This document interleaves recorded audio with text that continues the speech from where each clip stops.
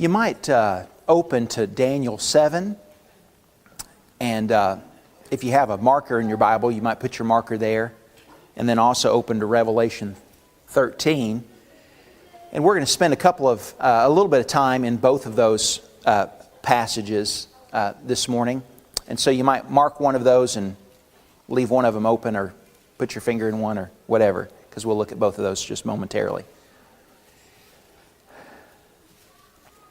I have a picture on the screen that I shared with y'all last week that represents the way that Caesar Augustus portrayed himself, the way that he saw himself, and the way that he portrayed himself, it would seem to be with his closest circle. But this cut gem really represents not just the way that the Roman emperors saw themselves, but also the way that Rome saw itself, and the way the nations saw Rome and its emperor. This really represents what the mindset of the culture of the times was. Augustus is here seated on a throne in the position at Jupiter. And the cue for that in Roman symbolism was the fact that the eagle is seated at his footstool there. You see that he's standing on a shield indicating the fact that he's been a great conqueror and is in a position of dominion. A goddess who represents the inhabited world is crowning him. She's the one that's putting the wreath on his head, which was an oak leaf wreath. And in Roman symbolism, that was an indication that he had saved the life of a Roman citizen. And of course here he's represented being crowned by the goddess that represents the nations. He's portrayed as being the savior of the world in this imagery. Seated next to him with the two little children is Tellus, and she represents the abundance of the earth. You see the cornucopia in her hand, and the fact that she has children indicates that she's fertile. And then standing behind her is Oceanus, who's the god of the sea. And so Augustus is being represented here as being the one who is over both the land and the sea. Capricorn, which was his favorite sign, is that disc that's floating between him and the goddess who is Roma, that is seated next to him. And she has we know from other statues and other pictures that she looks a lot like his wife, and is portrayed that way. And so all of this is imagery that suggests the way that the Romans viewed their emperor as being not just the representation of the gods, but even the personification of the gods. Augustus is represented here as a deity, and he's equal with these gods who are celebrating his leadership and celebrating his rule. Before Augustus, Rome had been rocked by civil war. But Augustus' political and military victories united the empire and subdued all enemies. The Romans believed that a golden age had begun with the ascent of Augustus as their emperor, and it was just the beginning of the best of times neath his rule. They, that is the Romans, ruled the world. They had ascended with Augustus.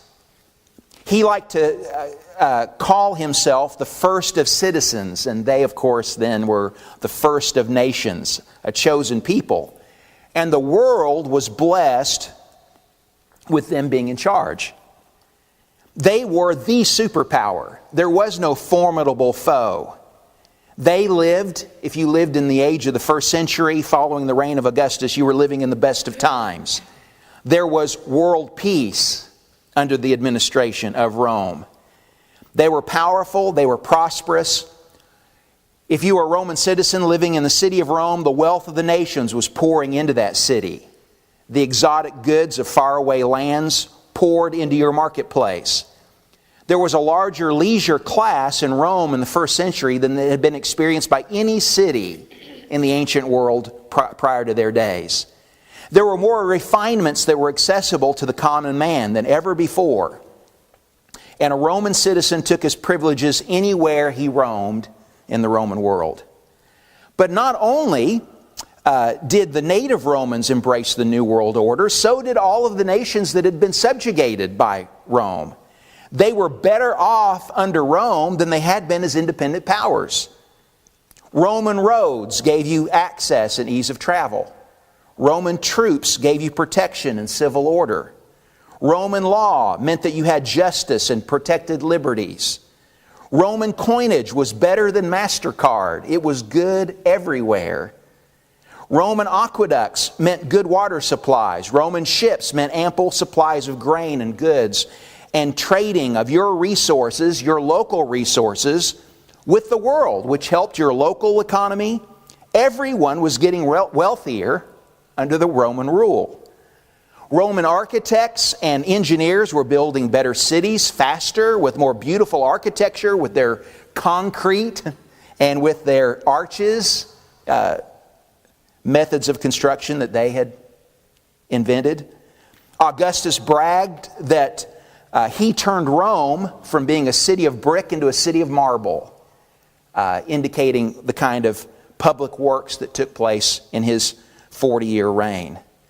The philosophy, the sciences, the theater, the literature, the music, the games and athletic events, the entertainment, the education, the dress, the language, the culture of the Greeks had all been shared with the world under Alexander the Great and his conquest. And all of those things that began with Alexander the Great flourished under the leadership of Rome. If you wanted to better yourself academically, socially, economically, politically, you were more positioned to do so in the age of Rome than any prior age.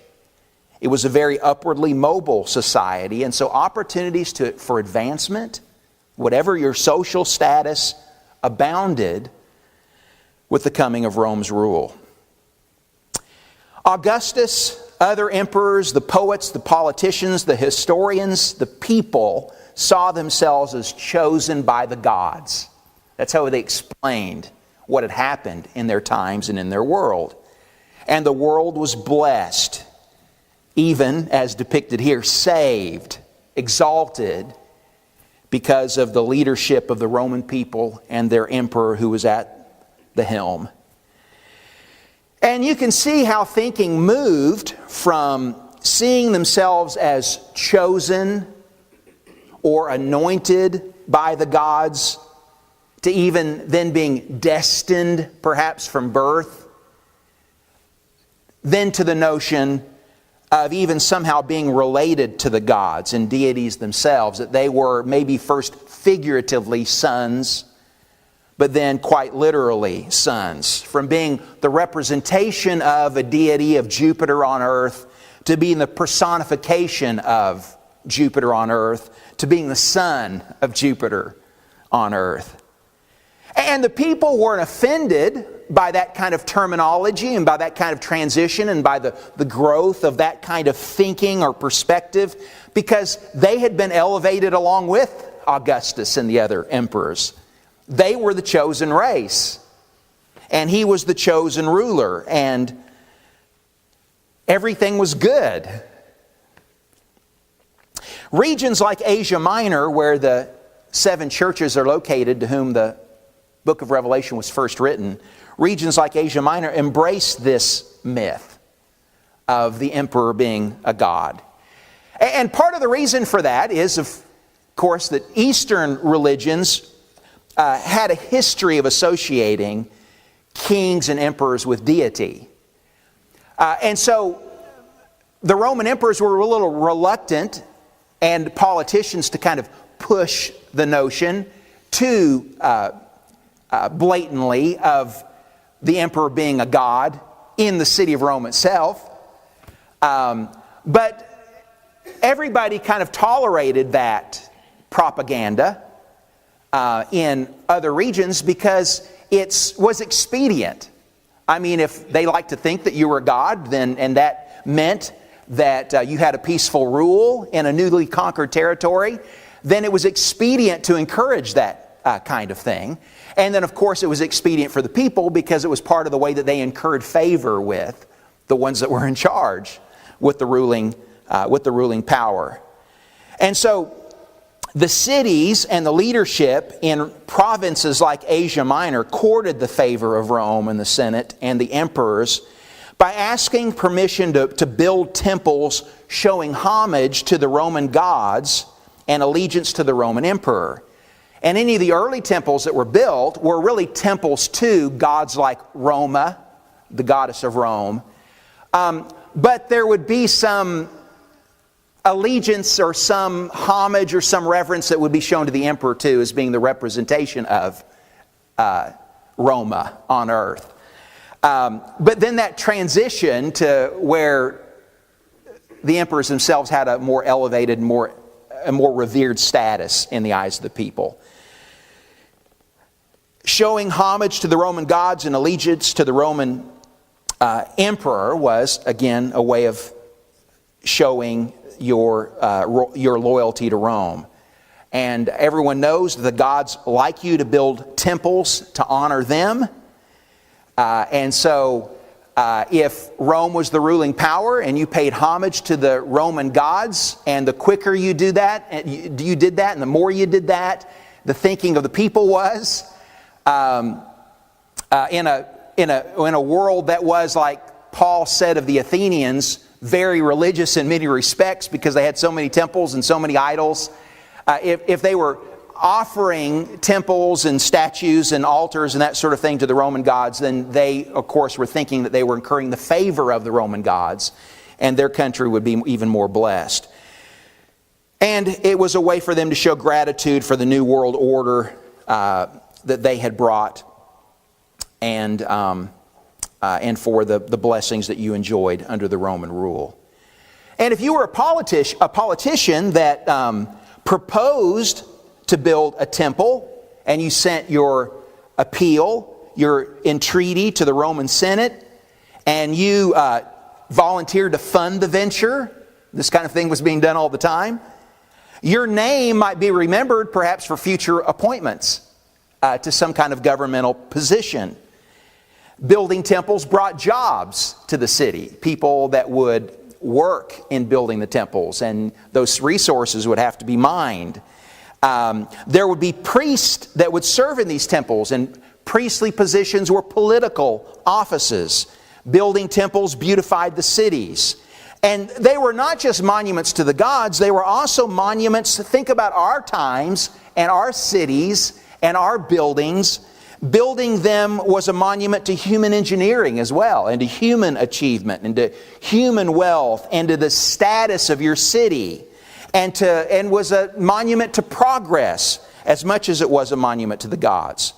Temples and altars became the cultural centers of the city. That's the games, the athletic games, the theater, the trade guilds, if you were a silversmith, or if you were a carpenter, or if you were a perfumer, or if you were whatever your trade or your whatever kind of artist you were, or whatever kind of work that you did, there was some kind of guild. All of that was connected in some way with the temples and with the worship and with ritual. The marketplace was. That's why there's things written in our New Testament about eating meat sacrificed to idols, because buying meat in the marketplace and other kinds of things like that, the raising of the flocks, and was all connected with the cult, with the temple worship. And so it was a very real part of everyday life. Everything was connected to the temple. The temples brought commerce to the city. Worshippers came to visit your city because of some new temple that had been built, and they would purchase offerings.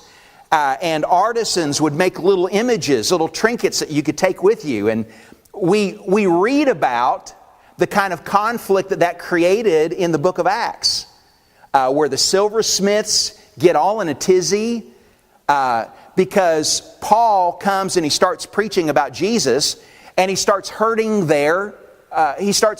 hurting the market in their community, because they're afraid people are going to stop buying silver idols. Or they're in Asia, in Ephesus of Asia, there's a big riot that's stirred up by these silversmiths among the citizens, because there's the claim that they're going to hurt their prestige as a great city. They are the guardian of the temple of Artemis. And they're going to fall into disfavor with the Romans. And there's a real competition among these cities in Asia Minor for who has the biggest temple and who shows the most loyalty to Rome. And so there's all this posturing that's going on in these times. And that is creating a very real problem of strife for disciples of Christ. In Asia Minor in particular, there was a religious organization that emerged that was called the Commune of Asia. And this religious organization was responsible for organizing and for encouraging the worship of the emperor. They were really the ones who were in charge of the emperor cult. Now, this was not something that was started by Rome. It wasn't in any way connected to the Roman government. It was a completely voluntary organization, but that grew in power from its origin. It had no legislative authority, it had no taxation authority, but what it became was kind of a network between Asia Minor and Rome, and that was used by the cities to endear, and by the local politicians to endear themselves to Rome and to show loyalty to the Roman government. There was a provincial assembly. Every year there were about 100 delegates that came together, and they were representatives from all the different cities. They had an annual meeting, and the cities even made these plaques and other monuments where they bragged about the fact that they were the ones who had had the annual meeting that year of the coming together of this commune of Asia. They elected a president who became the chief priest, and these different being in the commune of Asia ended up becoming a stepping stone to higher political positions. Now you can imagine in that kind of environment how it becomes a really unfriendly culture for Christians. There was religious freedom under the Roman leadership, but a different kind of freedom than what we might think of. You were free to believe whatever you wanted to believe and to worship whoever you wanted to worship, but within that, you needed to show homage and respect for the deities who were responsible for this golden age that they were enjoying.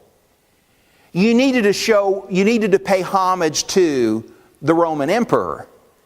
And that typically involves some kind of worship, some kind of ritual, where you might be a part of a guild, and maybe part of the practices were that you came up and you put a pinch of incense that was burned in homage to the Emperor Domitian. And that was your way of showing respect to him.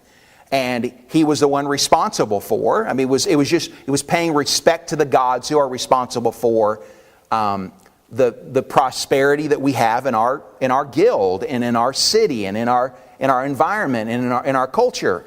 And if it was believed commonly that the Roman gods and that the Roman emperor were the ones that were responsible for the wealth of our city, for the prosperity of the city, for the peace of our city, for the fact that we've had no earthquakes and we've had no floods and there was plenty of rain for our crops this year and business is good in whatever your business is, and you have a neighbor that seems to be a little bit irreligious because they don't respect the Roman deities, because they don't pay homage to Caesar, because they don't talk about him the same way that others do. When your kids pledge allegiance, I don't know if they did that sort of thing, but say there was a pledge that was said in the school system, you can imagine what that might have been like in those times.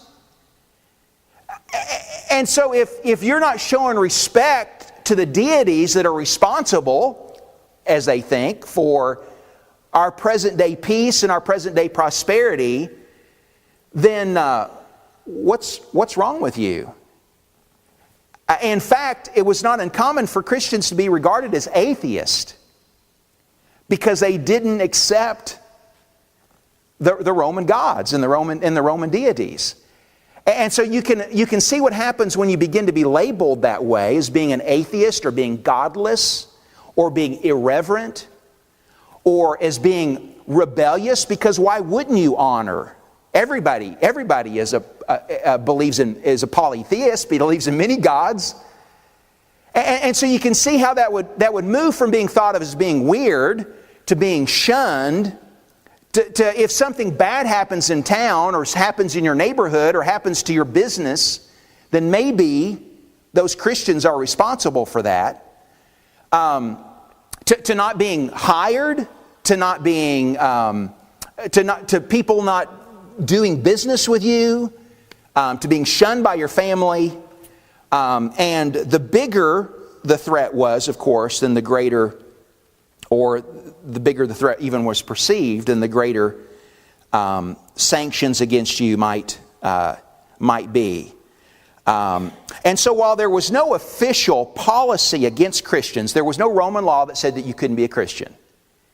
And the Roman emperors, as a general rule, did not make a practice of going and hunting down Christians. There was an instance when the fire destroyed Rome in AD 64 while Nero was on the throne. He blamed the Christians for that, but it was easy. They were easy pickings for that because of their social status. And so there are historical records of what Nero did to persecute Christians in the city, but it doesn't seem to have been extended outside of the confines or the environment of Rome, and wasn't a general kind of practice. And so they didn't go hunting down Christians as a general rule. But in this kind of social framework, in this sort of social context, there was lots of persecution that went on on a local level. And it was tolerated because Christians gave the appearance of bringing that on themselves, because they were nonconformist, because they were unwilling to bow down to Caesar, and all of that unwillingness gave the impression that they were rebellious and that they were troublemakers. And so that's the context, it seems to me, in which the book of Revelation is written, is that if there's a map, I can't find it anywhere. I'd love to find it. I've seen it, and I'd love to find it to share it with you. But there's a map that shows where all these temples were to the Roman emperors that were built in the first century in Asia Minor. And there's all these dots all over Turkey today, but all over Asia Minor where all these temples were built. And then there's another map that shows where all of these altars were built. And it'd be cheaper to build an altar, it'd be smaller than to build a temple, but then there's altars all over Asia Minor. And then there's all of these different places in Asia Minor where there were priests that served. And if you superimpose those three maps on top of each other, the map of the temples, the map of the altars, and the map of the priest, Asia Minor was like in the very center of this whole emperor cult culture. And so these 7 churches in Asia are kind of right in the middle of what it is that's going on. And it represents the height of this. There's a letter that comes from 112 AD that was written by a guy named Pliny. He was the governor of Bithynia, and he was writing this letter to the then ruling emperor, Trajan. And the letter is interesting because it gives a little insight into how persecution seemed to be taking place in the end of the first century and into the early second century. And what Pliny he's written a lot of letters to Trajan. This is number 66 of the letters that have been enumerated that he writes to Trajan, where he's asking for advice. He's a new emperor. He's a new governor. He governs for 3 years from 111 to 113 AD. And he's asking for to know what the policy is about handling different problems. Bithynia is the province that's above Asia Minor. If you're looking at a map of Turkey, or if you're looking at a New Testament map, it's the region directly north of Asia Minor. And so it's close to the region where these churches are in the book of Revelation. And so he's telling him how he's dealt with problems with Christians, and he's asking whether or not he's doing the right thing. And so he says, "It's my practice, my Lord, to refer to you all matters concerning which I am in doubt, for who can better give guidance to my hesitation or inform my ignorance?" He's buttering up the king is what he's doing here. He says, "I've never participated in trials of Christians." And so he's saying, I don't know how to do this. But he said, I therefore do not know. That admits, though, that trials are taking place, right? When he says, I haven't participated in them. He says, "I therefore do not know what offenses it is the practice to punish or investigate, and to what extent. I have been not a little hesitant as to whether there should be any distinction on account of age, or no difference between the very young and the more mature. And so do we execute a teen? Or is it just for those that are older? Or is there a distinction between the sexes?" He says whether pardon is to be granted for repentance if they recant from being a Christian, or if a man who has once been a Christian, it does him no good to have ceased to be one, whether the name itself, even without offenses, or only the offenses associated with the name are to be punished. And so he says, "Meanwhile, in the case of those who are denounced to me as Christians, this is what I've done so far. I've observed the following procedure. I interrogated these as to whether they were Christians. Those who confessed, I interrogated a second and a third time." And so he shows his patience because he asks them 3 times and starts to threaten them with punishment. "Those who persisted," he says, "I ordered executed. For I had no doubt that whatever the nature of their creed, stubbornness and inflexible obstinacy surely deserve to be punished. There were others possessed of the same folly, but because they were Roman citizens, I signed an order for them to be transferred to Rome. They asserted, however, that the sum and the substance of their fault or error had been that they were accustomed," and this gives you some indication of what they were practicing that modeled what we read of in the New Testament, "that they were accustomed to meet on a fixed day before dawn." You have to remember that in those days, Sunday was a work day. There was no such thing as a weekend. And so they commonly worshiped early in the morning before they went to work. And so they were accustomed to meet on a fixed day before dawn and sing responsively a hymn to Christ as to a God, and to bind themselves by oath not to some crime, but not to commit fraud, theft, or adultery, not falsify their trust, nor to refuse to return a trust when called upon to do so. And when this was over, it was their custom to depart and to assemble again to partake of food, but ordinary and innocent food." And so it seems to be an indication of the practice of the Lord's Supper, the communion.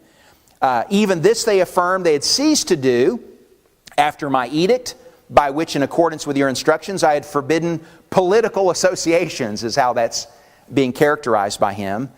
"Accordingly I judged it all the more necessary to find out what the truth was by torturing 2 female slaves who were called deaconesses. But I discovered nothing else but depraved and excessive superstition," was his judgment. Soon accusations spread, as usually happens. He says it seems like they're popping up everywhere, and so I want to get this under control.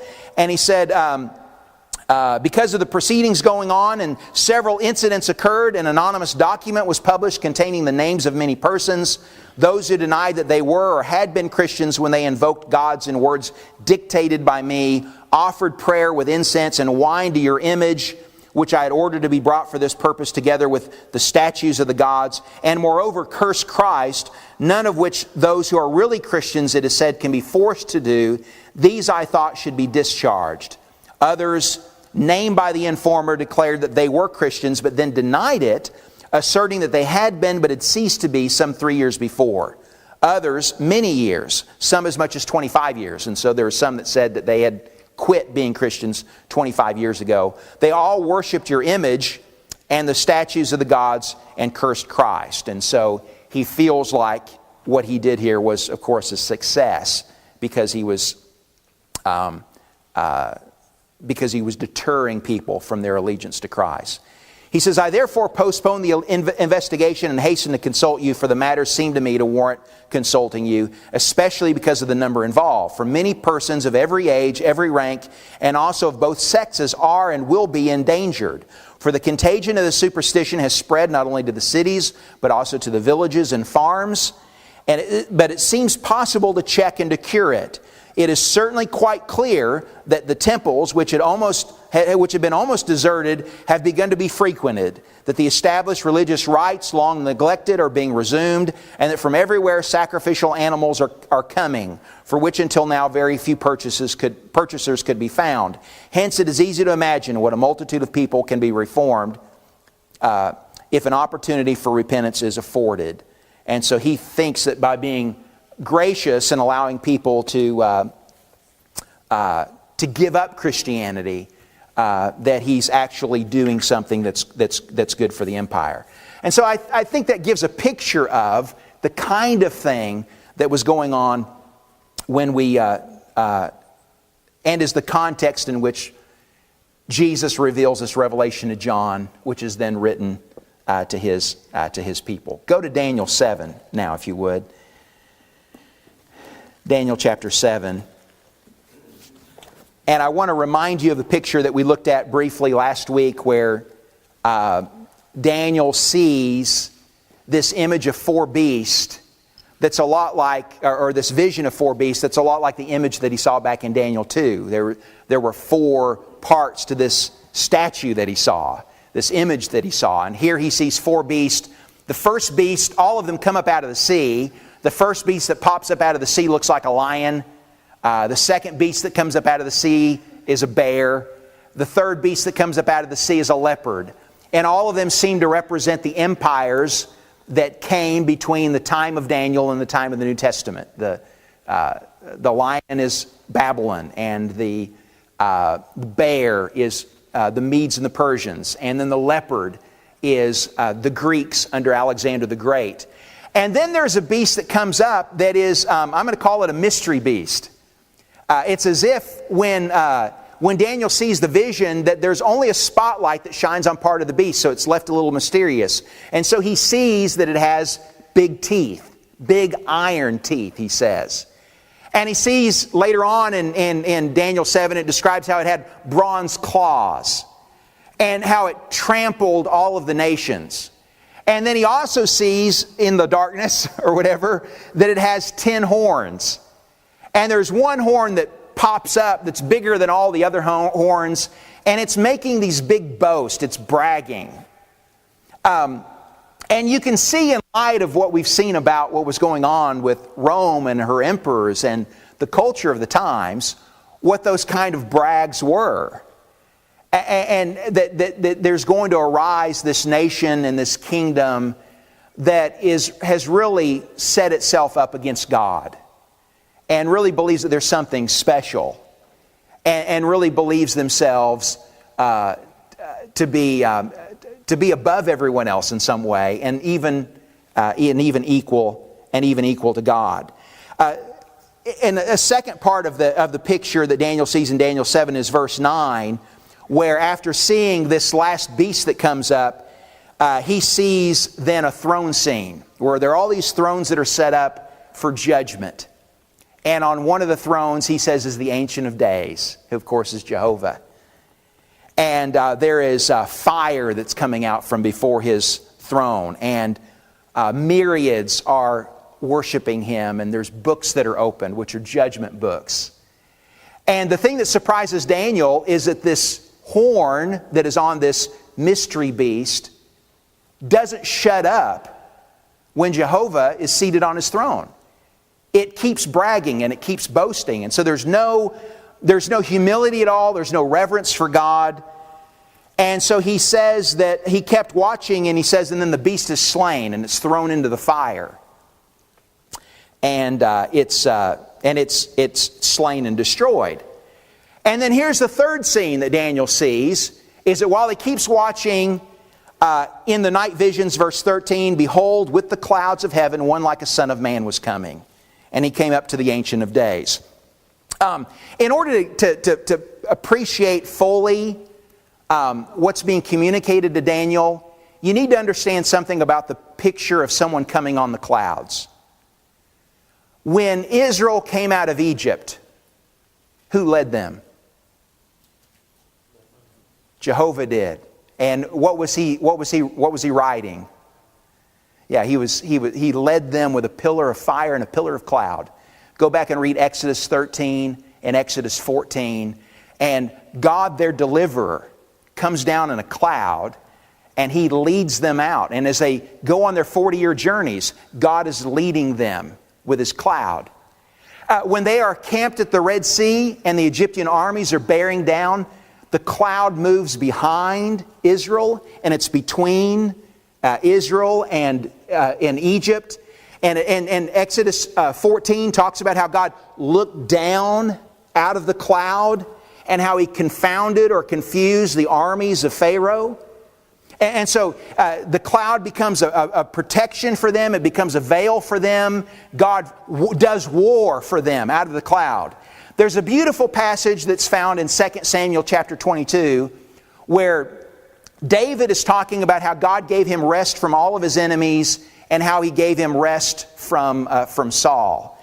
And David talks about his own personal struggles through all of that. How he was, how he thought that he was a goner, how he thought he was dead, how it looked like everything was against him. And then he uses that picture of God that's found in Exodus chapter 13, and essentially what he said was, "Behold, He comes, riding on the clouds, shining like the sun." And what God does is He comes down and delivers him from every enemy. And he talks about how God sent arrows from His cloud like they were thunderbolts, and what God did to deliver him. And so this picture of God riding on the clouds is a reminder of what God did when He delivered them from Egypt. And it becomes a picture of any time God comes to judge or God comes to save, the way that they saw Him was the way that they saw Him back in the Exodus, coming on a cloud. And whether it was a personal deliverance like David talks about or a national deliverance, that's the way their God comes. That's the way their God appears. He comes on the clouds. Now, the thing that's astonishing about Daniel chapter 7 is that there's a man in the cloud. One like a son of man. And He is coming in a way that only God can come. Here's a man that's riding in God's chariot. And that would be the thing that would be so stunning to Daniel watching this. Now, he's just seen a man who was represented as this horn that was on the beast, that was boasting about being God, and that beast was slain and was cast into the fire. But here's a man that the court of God, that the throne of God tolerates. In fact, not only tolerates, endorses. And this man is riding in God's chariot. He's riding on God's cloud. And so he comes in a parade into the courtroom.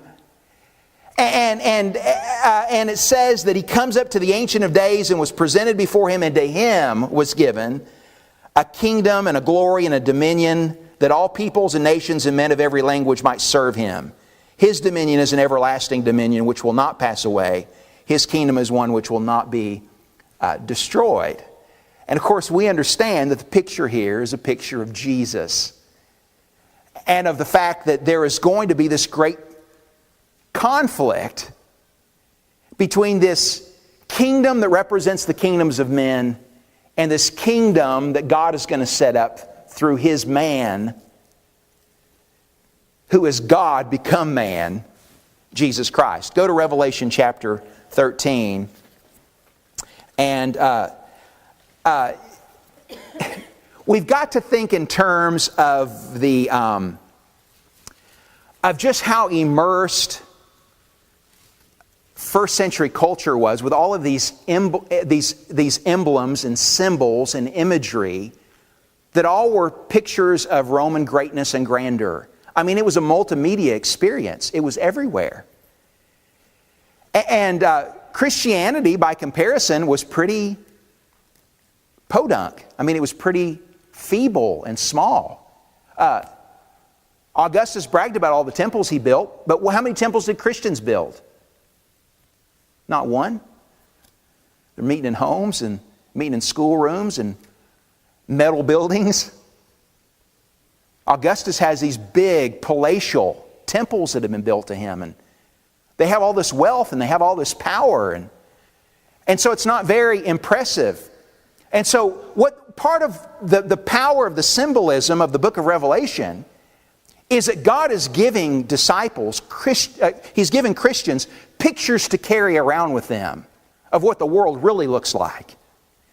And so in contradistinction, in opposition to that gem that we looked at that's showing the way that Domitian saw him, that Augustus saw himself, and that Rome saw itself, and that the world saw itself. Here's the picture of how heaven sees what's going on in the first century. It says in chapter 13 and verse 1, I saw a beast coming up out of the sea, having 10 horns and 7 heads, and on his horns were 10 diadems, and on his heads were blasphemous names. And the beast which I saw was like a leopard, and his feet were like those of a bear, and his mouth was like the mouth of a lion.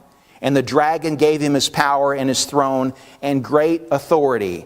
And I saw one of his heads as if it had been slain, and his fatal wound was healed. And the whole earth was amazed and followed after the beast. And they worshipped the dragon because he gave his authority to the beast. And they worshipped the beast, saying, Who is like the beast, and who is able to wage war with him? And there was given to him a mouth speaking arrogant words and blasphemies, and authority to act for 42 months was given to him.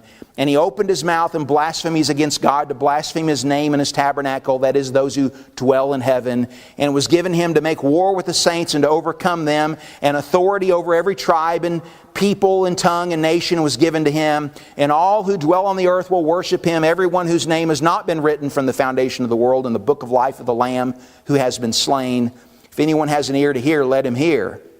If anyone is destined for captivity, to captivity he goes. If anyone kills with a sword he must be killed. Here's the perseverance and the faith of the saints. I want to tie this image back to the image that we saw in Daniel chapter 7. Remember there, we saw a succession of 4 empires, and there was the lion, and then there was the bear, and then there was the leopard, and then there was the mystery beast with the iron teeth. Well, it's as if for John, the light is shown on the full image of the beast so that you can see everything about him. All the details that were omitted in Daniel 7 now come to light. And it turns out that the mystery beast is a Frankenstein. He is part lion. He has the mouth of a lion. He's part bear. He has the paws of a bear. And he's part leopard. And so all of these elements that were part of Babylon and part of Persia and part of the Greeks have all been sewn together in this kind of Frankenstein beast that has these iron teeth like a lion. And he's got these 10 horns, and on them are these 10 diadems, and he's got 7 heads. And so here is this ugly Frankenstein beast that's now trampling the nations. But then there's another part of the picture that's added here as well. And it's this dragon. And we know from the prior chapter, when we get to that, and from what we're going to read later, that the dragon is Satan. And so here is this Frankenstein beast, and Dr. Frankenstein is Satan.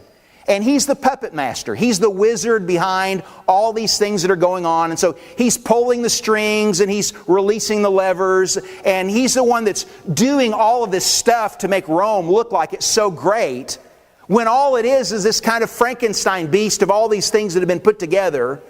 And God is going to give it some time. It's going to cause some hurt. And the nations are going to be deceived by it. And Christians, disciples, are going to be hurt by it.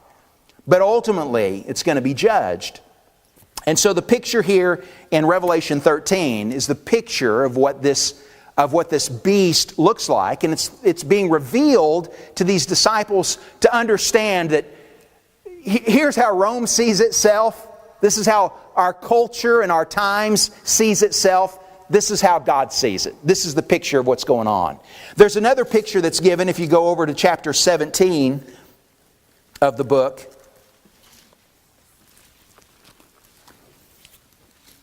And when we understand the fact that Do you saw in all those statues and all those temples and pictures that we looked at, symbolism is everywhere in those times.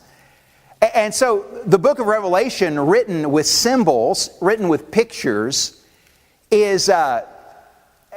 borrows a lot of them from the Old Testament, but also borrows a lot of them from what's going on in contemporary culture. And gives them a new set of pictures, a new set of images for interpreting what's going on in their world. And so here's another picture that's given in Revelation chapter 17, verse 1. And one of the seven angels who had the seven bowls came and spoke with me, saying, "Come here, and I'll show you the judgment of the great harlot who sits on many waters, with whom the kings of the earth committed acts of immorality, and those who dwell on the earth were made drunk with the wine of her immorality. And so he carried me away in the spirit into a wilderness, and I saw a woman sitting on a scarlet beast, full of blasphemous names, having 7 heads and 10 horns. And the woman was clothed in purple and scarlet, and adorned with gold and precious stones and pearls, having in her hand a gold cup full of abominations and of the unclean things of her immorality. And upon her head a name was written, a mystery, Babylon the Great, the mother of harlots and the abominations of the earth. And I saw the woman drunk with the blood of the saints and with the blood of the witnesses of Jesus. And when I saw her, I wondered greatly." Rome saw itself as being in a golden age. They saw themselves as being something great, and the emperors saw themselves as something great. And the nations would have it so. They celebrated the wealth of Rome, and they celebrated the leadership of Rome. And when God looked down from heaven, what He saw, excuse my language, was a whore. What He saw was a prostitute. He saw a city that prostituted itself, that took its wealth and took its wine and shared it with the nations. And everyone was drinking from the Kool-Aid.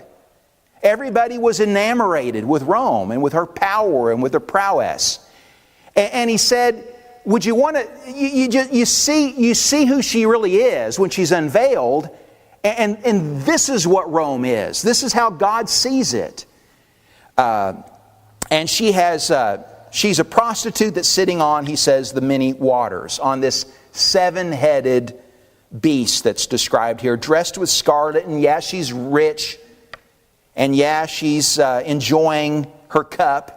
But what's in her cup is the blood of the Christians, the blood of the saints who are suffering at the hand of her power and at the hand of her arrogance and might and all of that.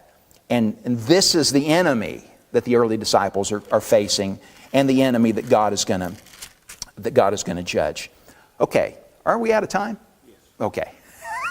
Thanks. I thought this was a 2-hour class. Okay. Well, we will get into.